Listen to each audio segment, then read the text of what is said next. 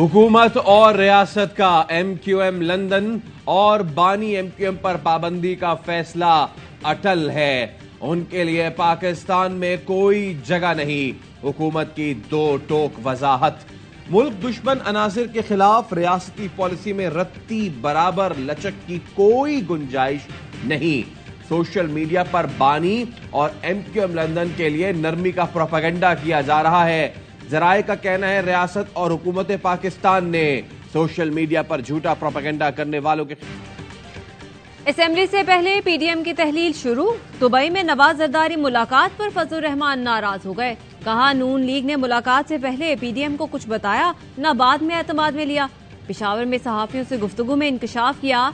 JUI अदम एतमाद नहीं लाना चाहती थी, सड़कों पर आकर हुकूमत को मुस्ताफी होने पर मजबूर करना चाहते थे। इत्तेहाद कायम रखने के लिए हुकूमत गिराई। बोले चेयरमैन PTI ने 2002 में मुझे वजारत उज़्मा के लिए वोट दिया। ये इंकशाफ ना होता कि वो मगरिब का एजेंट है तो वोट का कर्ज उतारता।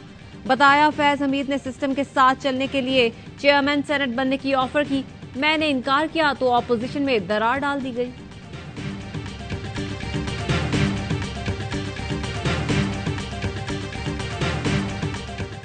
दुबई में मीटिंग हुई है वो दो बड़ी जमातों की मीटिंग हुई है, मियां साहब की और जरदारी साहब की, फेस टू फेस। मौलाना साहब नहीं थे, ये बहुत से लोगों ने सवाल दूसरों को भी किया था, लेकिन मेरा ख्याल है वो मीटिंग सिर्फ इस हद तक उन दो जमातों तक महदूद थी। दुबई में मीटिंग दो बड़ी जमातों के दरमियान थी। जरूरी नहीं हर शख्स मुलाकात में शामिल हो। शाहिद खाकान अब्बासी का मौलाना फजलुर रहमान को जवाब। प्रोग्राम सवाल ये है में गुफ्तगू करते हुए कहा फजलुर रहमान इत्तेहादी हैं, उनको जरूर एतमाद में लिया जाएगा। इस वक्त इलेक्शन कराने या ना कराने की चॉइस नहीं है। इलेक्शन आगे ले जाना बहुत बड़ी गलती होगी। निगरान हुकूमत ऐसी होनी चाहिए कि कोई एतराज ना करे। PP रहनुमा कमर जमा कायरा का कहना है हमें तो ये भी इल्म नहीं कि बाकायदा मुलाकात हुई भी या नहीं। मुलाकात हुई तो उसका एजेंडा अभी तक सामने नहीं आया। हाफिज हमदुल्ला कहते हैं दुबई में हुआ फैसला पाकिस्तान और PDM का नहीं होगा। हमारा एतराज मुलाकात पर नहीं, हमें लाइल्म रखने पर है। यूनान में कश्ती डूबी नहीं, डबोई गई। कोई खराबी थी ना तेल खत्म हुआ। पीछे से एक कश्ती ने आकर रस्सी लगाकर खींचा तो बैलेंस आउट हुआ और हम डूब गए। यूनान की नेवी हमारे डूबने का मंजर देखती रही, लेकिन बचाने नहीं आई। हादसे में बचने वाले गुजरात के नौजवान उस्मान सिद्दीक ने दर्दनाक दास्तान सुना दी। कहा कश्ती में कई फैमिलियां मौजूद थीं, 6 से 7 माह के बच्चे भी थे, कोई नहीं बचा। एक तख्ते के सहारे बीच समंदर जिंदगी की जंग लड़ता रहा। 6 दिन से भूखे प्यासे थे। जब सब डूब गए तो यूनान की नेवी बचाने आई। 12 पाकिस्तानियों समेत सिर्फ 104 अफराद को बचाया गया।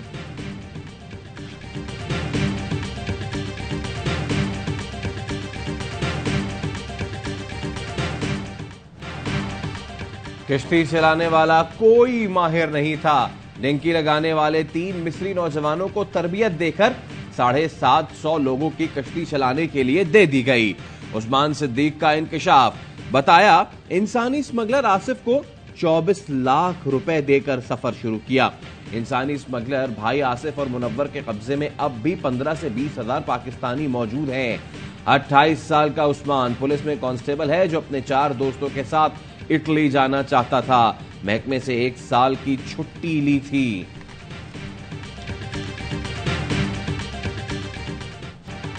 पाकिस्तानियों को यूनान भेजने वाले इंसानी स्मगलिंग में मुलव्वस मुल्जिमान मोहम्मद सलीम और नासिर सुल्तान गिरफ्तार।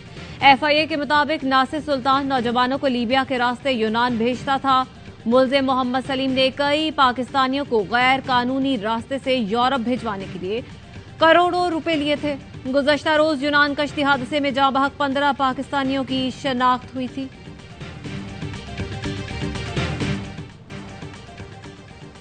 वजीर आजम ने आर्मी चीफ पर कातिलाना हमले की सोशल मीडिया मुहिम की मजम्मत कर दी।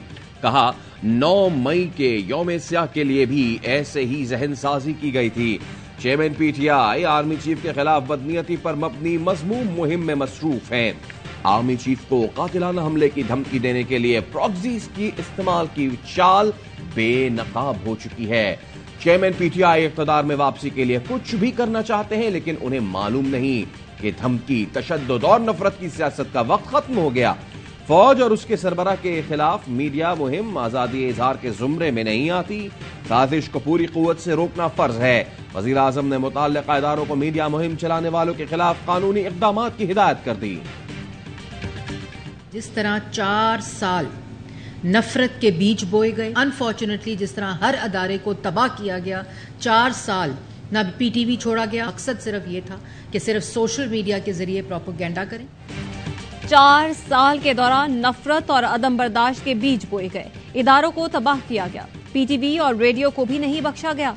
आज भी सोशल मीडिया पर हुकूमत और फौज के खिलाफ मुहिम जारी है। वजीर इत्तलात मरियम औरंगजेब कहती हैं बच्चों के हाथ में पेट्रोल बम नहीं, लैपटॉप होना चाहिए। वजीर आजम की कोऑर्डिनेटर बिलाल अजहर कयानी का कहना है पीटीआई की कोशिश थी कि IMF का प्रोग्राम बहाल ना हो। चाहते हैं जो साजिशें कौम के खिलाफ की गई आइंदा न करें।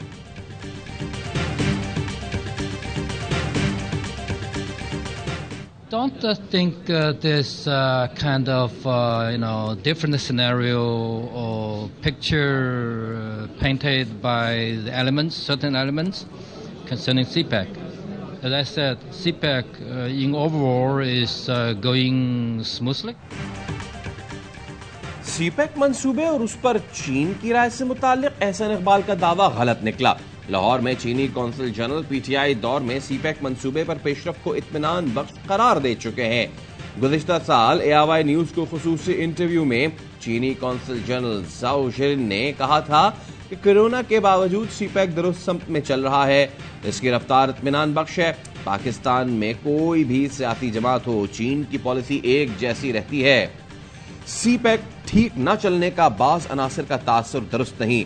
एहसन इकबाल ने एक इंटरव्यू में दावा किया था कि चीन ने गुज़िश्ता एस्टैब्लिशमेंट को कहने की कोशिश की थी कि पीटीआई को इक़्तिदार में लाने का तजुर्बा न किया जाए, इससे सीपेक और पाकिस्तान को नुकसान होगा।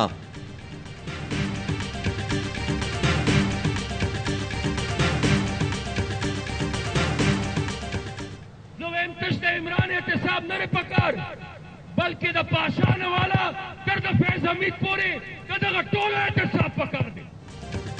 फैज हमीद समेत सबका एहतसाब होना चाहिए। चेयरमैन पीटीआई को जिसने मुसल्लत किया था वो सब कसूरवार है। ANP रहनुमा अमीर हैदर हूती कहते हैं पीटीआई को सियासी पार्टी नहीं मानता।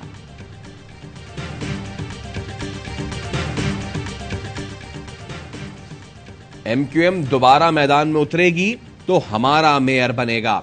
पीपल्स पार्टी ने हमारे साथ किसी मुआहिदे पर अमल दरामद नहीं किया। कोटा सिस्टम नाफिज है, शहरियों को नौकरियां नहीं मिल रही। पीपल्स पार्टी सूबे में इख्तियारात निचली सतह तक देने को तैयार नहीं। सिंध हुकूमत इंसाफ करती तो सूबे का मुतालबा सामने नहीं आता। MQM पाकिस्तान के रहनुमा मुस्तफा कमाल की प्रोग्राम एतराज है में गुफ्तगू बोले मुआशी सूरत हाल ऐसी नहीं कि विफाकी हुकूमत से अलहदा हो। खालिद मकबूल सिद्दीकी कहते हैं किसी के मेयर बनने से कोई शहर का मालिक नहीं बन जाता। जो सूबों की तकसीम को गद्दारी कहता है उससे बड़ा गद्दार कोई नहीं। हमें कायद आजम के पाकिस्तान से भुट्टो के पाकिस्तान में धकेल दिया गया। सिंध धरती मां नहीं, धरती मां सिर्फ पाकिस्तान है।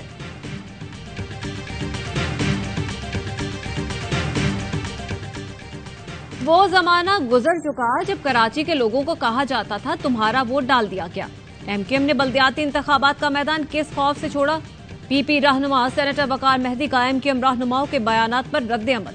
बोले जब मुत्तहिदा नहीं थी तो पीपल्स पार्टी कराची में मौजूद थी। आइंदा इंतखाबात में भी पीपल्स पार्टी कराची और हैदराबाद से अक्सरियती नशिस्तें हासिल करेगी।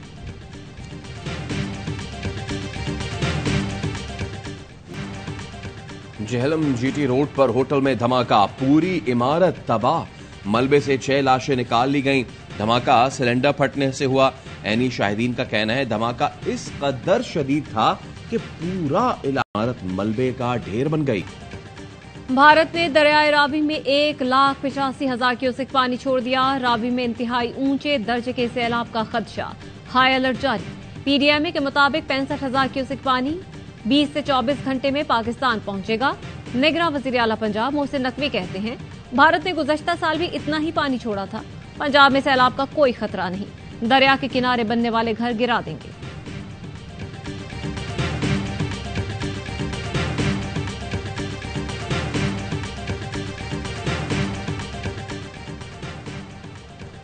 बारिश के बायस कोलू सिब्बी कौमी शाहराह मुख्तलिफ मुकामात पर बह गई। बास जगहों पर मिट्टी के बायस सड़क बंद। ट्रैफिक की आमदोरफ्त चौथे रोज भी बहाल न हो सकी। कई गाड़ियां और मुसाफिर फंस गए। भारी मशीनरी न होने के बायस गाड़ियों को रेस्क्यू करने में मुश्किलात। कोलू का सिब्बी समेत अंदरूनी बलूचिस्तान से जमीनी राब्ता मुनक़ता। लोग जो इस शरपसंदी में इन्वॉल्व थे उन सबको कटहरे में ला के उनका एहतसाब करना चाहिए। जब फौज ने अपने ही इदारे में एहतसाब किया है तो इधर भी बड़े बड़े जो मास्टरमाइंड थे उनका एहतसाब होना चाहिए। उसके खिलाफ पूरी इन्वेस्टिगेशन होनी चाहिए ताकि मंजर आम पर आए वो शख्स। 9 मई वाकयात के तनाजुर में फौज का खुद एहतसाबी का अमल मुकम्मल। बिला तफरीक सजाएं देने पर अवाम का कहना है 9 मई के मनसूबा साज और सहूलतकारों का भी एहतसाब होना चाहिए। जो मुलव्वस अनासिर थे उनके खिलाफ भी पाक फौज जैसा इकदाम करना चाहिए। मास्टरमाइंड को सजा मिलेगी तो फिर कभी ऐसा नहीं होगा।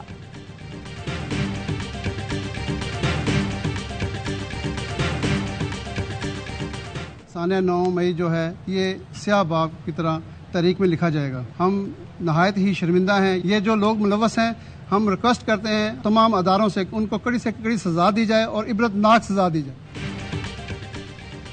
मुख्तलिफ तबका हाय फिक्र और सियासी शख्सियात का जिना हाउस का दौरा। शुरका का कहना था कायद के घर तबाही फैलाने वालों के खिलाफ अदालतों से जल्द इंसाफ सख्त सजाओं का मुतालबा करते हैं। हम अपनी पाक अफवाज के साथ शाना बशाना खड़े हैं और खड़े रहेंगे।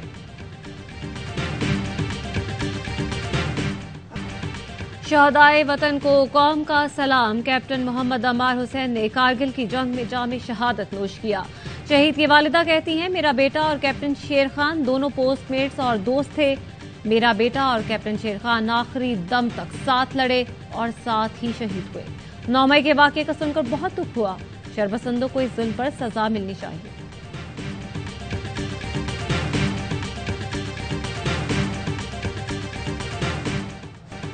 कराची पुलिस ने गुलिस्तान जौहर में खातून को हिरासा करने वाले मुलजिम का खाका तैयार कर लिया। तफ्तीशी हुक्काम के मुताबिक खाका मुलजिम से 60% मुशाबहत रखता है। पुलिस ताहाल मुलजिम को गिरफ्तार नहीं कर सकी।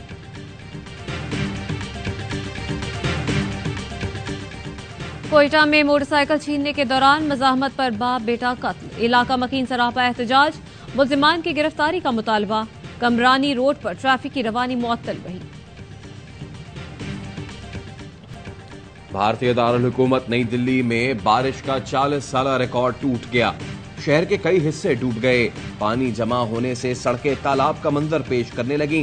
बारिश के बायस छत गिरने से खातून जान से गईं। हिमाचल प्रदेश में बारिश के बाद दरियाओं में तुग़यानी। पाक फौज तामीर और तरक्की के अमल में पेश गिलगित के इलाके मस्तूज शंदूर नाले पर पुलों की तामीर। ग्लेशियर पिघलने से सैलाब के बायस शेदास हरचिन सड़क मस्तूज शंदूर में टूट फूट का शिकार हुई। शंदूर फेस्टिवल के लिए आने वाले अफराद को दरपेश मुश्किलात के हल के लिए पुल की तामीर यकीनी बनाई गई।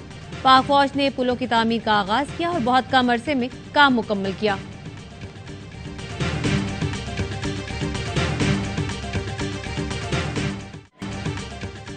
तीन रोजा शंदूर पोलो फेस्टिवल रंगारंग तकरीबात के साथ इख्तिताम पजीर। कोर कमांडर पेशावर मेहमान खुसूसी थे।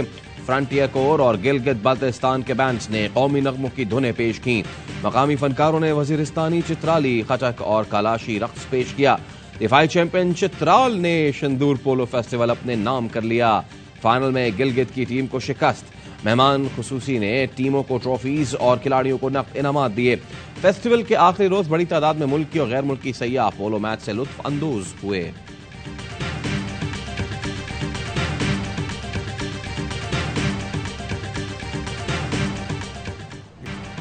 पाकिस्तान को वर्ल्ड कप न्यूट्रल वेन्यू में खेलना चाहिए। ज़का अशरफ से कहा है भारत से न्यूट्रल वेन्यू का मुतालबा करें।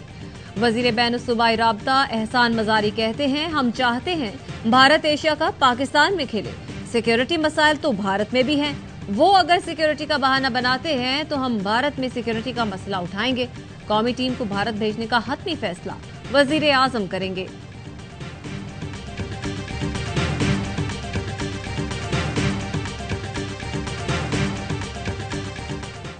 श्रीलंका ने वर्ल्ड कप क्वालिफायर फाइनल में नेदरलैंड्स को शिकस्त दे दी। श्रीलंका ने नंबर 1 पोजीशन पर इवेंट का इख्तिताम किया। वर्ल्ड कप में पाकिस्तान का पहला मुकाबला 6 अक्टूबर को नीदरलैंड से हैदराबाद में होगा।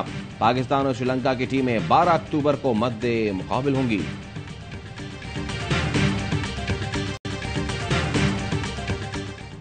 श्रीलंका के खिलाफ टेस्ट सीरीज के लिए कौमी क्रिकेट टीम कोलंबो पहुंच गई। कौमी टीम का शानदार इस्तकबाल। पाकिस्तान 11 जुलाई को हेम्बनटोटा में वार्म अप मैच खेलेगा।